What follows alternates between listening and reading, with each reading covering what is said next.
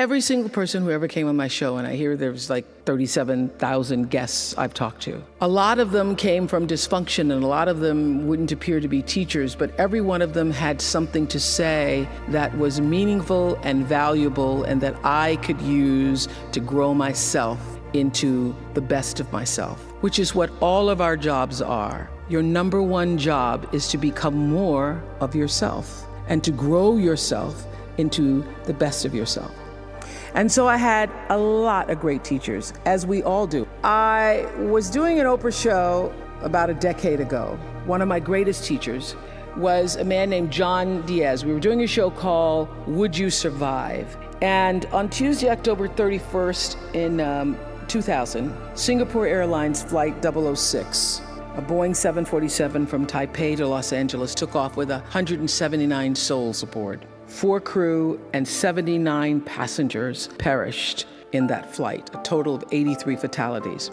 There was a typhoon rolling through at the time, and the plane went down the wrong runway. Now what's interesting, John Diaz was on that plane and he had several indications, whispers, that he shouldn't have gotten on the plane, but he did anyway. He got on the plane and he managed to be one of the survivors. And on the Oprah show, I was asking him, what do you think it was that you were one of the survivors? And I said, do you think it was your position on the plane? Because he was in first class and he was sitting on the right next to an exit door. And he said, yes, I think it might have been the position of the plane. And also my quick thinking, he says, and the fact that I didn't stop moving. So I said, you don't believe, you're not a religious man, you don't believe that there was some kind of divine intervention going on there? He goes, no, I'm not a religious person. I do not believe that it was anything divine.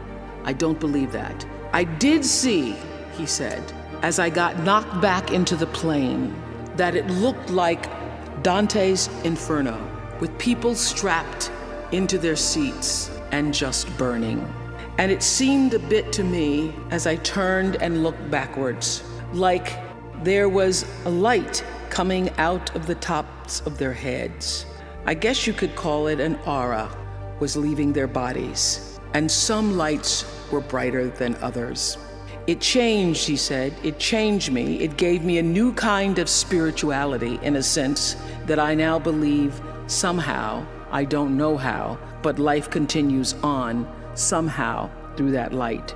And I thought, I'm not a religious man, but I thought the brightness and dimness of the auras were how one lives one's life, so to speak. So that's one of the major things that really has changed with me since then, he says.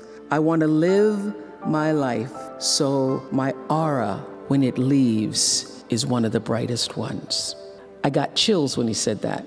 How does one lead a meaningful life? Because ultimately, isn't that what we all want? We want to lead a life so that however we transition, people can say, wow, that was a bright one. That was a bright light.